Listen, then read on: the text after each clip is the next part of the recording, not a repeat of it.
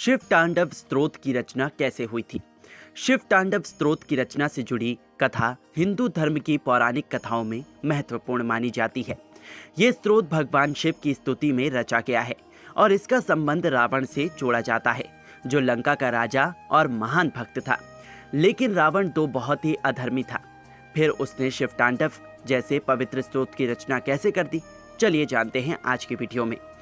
आज तक तो आप सभी ने यह सुना होगा कि रावण ने छल से माता सीता का हरण कर लिया था और उसे अपने पास कैद करके रखा था। सीता माता के विरह में भगवान श्री राम उनको ढूंढते हुए वन वन भटके थे और अंत में हनुमान जी और उनकी वानर सेना ने माता सीता तक पहुंचने में उनकी सहायता की थी। रावण बहुत अधर्मी था, उसको अपने बल और बुद्धि पर घमंड था। राजा रावण के अपने इस अभिमान को भगवान श्री राम ने जोर जोर कर दिया, जिसकी याद में वर्तमान में भी हम विजयदशमी पर उसके पुतले को जलाते हैं, जो बुराई पर अच्छाई की जीत का प्रतीक है। लेकिन क्या आपको पता है, रावण शिव का परम भक्त था। रावण एक विद्वान पंडित था। उससे ज्यादा बड़ा विद्वान धरती पर आज तक कोई पैदा नहीं हुआ है। तो फिर आखिर कमी कहाँ थी? रावण को अपनी बुद्धि और बल का अहंकार कैसे हुआ? इसके लिए तो आपको शुरू से जानना होगा। रावण का जन्म विश्वा ऋषि के यहाँ हुआ था।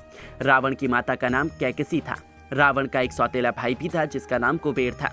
विश्वा ऋषि ने पहले सोने की लंका अपने सौतेले पुत्र कुबेर को दे दी थी, लेकिन रावण को ये बात बिल्कुल पसंद नहीं आई। इसलिए उन्होंने कुबेर को लंका का त्याग करने के लिए कहा और सोने की लंका रावण को दे दी।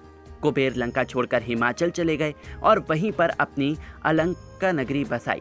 इधर रावण सोने की नगरी के अहंकार में चूर हो गया था। उसका अहंकार इतना बढ़ गया कि वो साधु संतों पर अनेक प्रकार पर अत्याचार करता था। जब कुबेर को इस बात का पता चला तो उसने अपने एक दूत को रावण के पास भेजा। उसने रावण को कहा कि साधु संतों पर अत्याचार करना छोड़ दे, इतना घमंड किसी काम का नहीं है। राजाओं को यह अहंकार शोभा नहीं देता। रावण ने कुबेर के उस दूत को बंदी बना लिया और फिर तलवार निकालकर उसकी हत्या कर दी और उसी समय कुबेर की नगरी पर आक्रमण करने के लिए वहां से चल दिया। उसने कुबेर की नगरी को तहस नहस कर दिया, यहाँ तक कि उसके पुष्पक विमान को भी उससे छीन लिया। पुष्पक विमान एक मन की गति से भी तेज चलने वाला विमान था, जो कि कुबेर का था, लेकिन अब उस पर रावण का कब्जा हो गया था। रावण बड़े अहंकार से पुष्पक विमान में सवार होकर जा रहा था, लेकिन अचानक से उसके विमान की गति मंद पड़ गई। ये बात रावण को बिल्कुल भी पसंद नहीं आई। जैसे ही उसने देखा कि उसके सामने एक विशाल शरीर वाले नंदीश्वर खड़े हैं, उसने कहा कि तुम मेरे रास्ते में रुकावट क्यों बन रहे हो? तुम्हारा इतना दुस्साहस, देखो अब मैं इस पूरे पर्वत को ही उखाड़ देता हूँ। नंदी ने रावण को समझाने की बहुत कोशिश की कि अभी भगवान शिव क्रीड़ा कर रहे हैं, लेकिन रावण ने उसकी एक बात नहीं सुनी और अपनी बाहुबल और शक्ति के अहंकार में आकर उसने कैलाश पर्वत को उठाने की कोशिश की। लेकिन जैसे ही उसने अपनी भुजाओं से कैलाश पर्वत को उठाना चाहा, भगवान शिव ने अपने अंगूठे से पर्वत को दबा दिया, जिसकी वजह से रावण की एक उंगलियां उस पर्वत के नीचे ही दब गई। पर्वत के नीचे उंगलियों के दबने से रावण को इतनी पीड़ा हुई कि उसकी भयंकर चीखें निकलने लगी। ये चीख इतनी भयानक थी कि ऐसा लगने लगा जैसे कि प्रलय आ गया हो। अपना सारा बाहुबल लगाकर भी रावण खुद को कैलाश पर्वत के भार से नहीं बचा पा रहा था। तब रावण को अपनी भूल का एहसास हुआ और भगवान शिव से क्षमा याचना मांगने के लिए उसने आराधना शुरू की।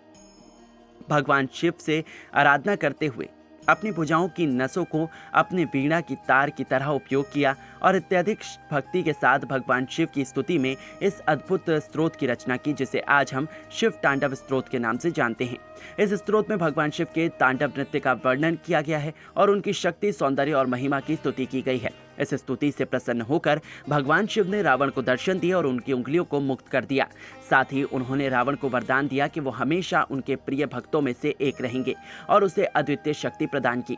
इसी घटना के बाद रावण को दशानन अर्थात 10 सिर वाला का उपनाम मिला है, क्योंकि उसे 10 दिशाओं में अपनी शक्ति का विस्तार करने की शक्ति प्राप्त हुई। शिव तांडव की बहुत सी विशेषताएं हैं। यह अत्यंत प्रभावशाली और लयबद्ध है। इसमें शिव के तांडव नृत्य का विस्तार से वर्णन किया गया है। इस स्तोत्र के श्लोकों में शिव की भव्यता, उनके रूप, तांडव की शक्ति और उनकी विनाशकारी ऊर्जा का उल्लेख किया गया है। ये स्तोत्र न केवल भगवान शिव की स्तुति के लिए प्रसिद्ध है, बल्कि ये भक्ति और तपस्या का एक महान उदाहरण भी है। वैसे आपको ये वीडियो कैसी लगी, कमेंट करके ज़रूर बताइएगा। अगर आपको वीडियो पसंद आई है तो इसे लाइक करके हमारे चैनल मिथ टीवी को सब्सक्राइब करना बिल्कुल ना भूलें। धन्यवाद।